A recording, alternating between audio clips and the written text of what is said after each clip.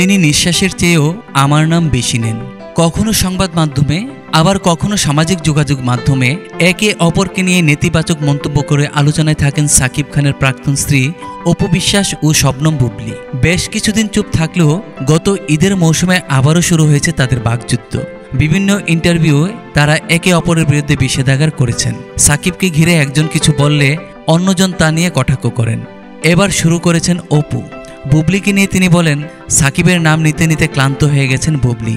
তার এই মন্তব্যের কড়া জবাব দিয়েছেন বুবলী। সম্প্রতি তিনি বলেন, যে মহিলা এসব বলছে সে কে, যিনি ছাগলের মতো ৩ নাম্বার বাচ্চার মতো সবসময় আমাদের মাঝে তিরিং বিরিং করে, নিজের মতো বানানো নানান মিথ্যা কথা বলে সারাক্ষণ।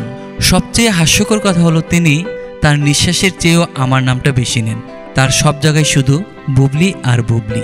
উনি ভাইরাল হওয়ার জন্য এমন কিছু নেই যা করছেন না। বুবলী নাম নিতে নিতেই এমনই মানসিক রোগী হয়ে গেছেন। সেটা আড্ডা, সহকর্মী, টেলিভিশন, ইউটিউব, যেখানেই হোক তার মুখে শুধু আমার নাম।